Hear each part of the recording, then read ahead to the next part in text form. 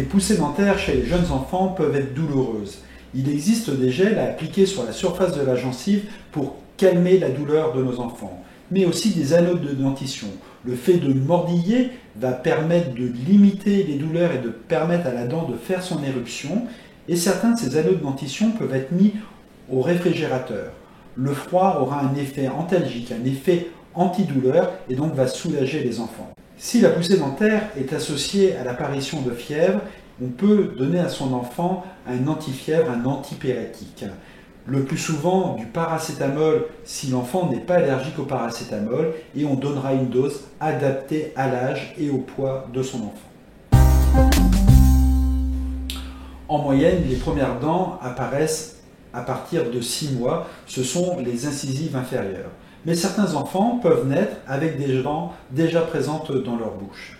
A l'inverse, si votre enfant a un petit peu de retard par rapport à l'apparition de ses dents, il ne faut surtout pas s'inquiéter.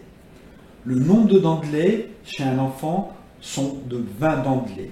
Mais une dent aussi est très importante, c'est la dent de 6 ans. Cette dent de 6 ans est la première molaire définitive.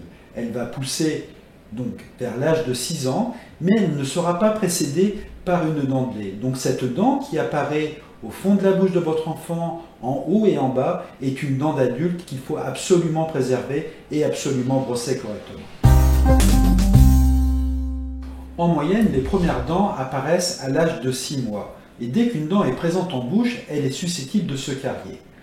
Les conseils de 6 mois à 1 an, il faut simplement, une fois par jour, nettoyer la surface des dents avec une compresse imbibée d'eau. À partir de l'âge des 1 an, on va brosser les dents de son enfant une fois par jour, le soir, avec une brosse à dents souple adaptée à la taille de sa bouche et sans dentifrice. À partir de l'âge de 2 ans, on passera à un brossage matin et soir. Les parents laisseront l'enfant se brosser les dents, mais vont toujours superviser le brossage et le compléter. Ce brossage se fera toujours avec une brosse à dents souple et avec un dentifrice qui contient du fluor pour renforcer la structure minérale de l'émail et limiter l'apparition des caries.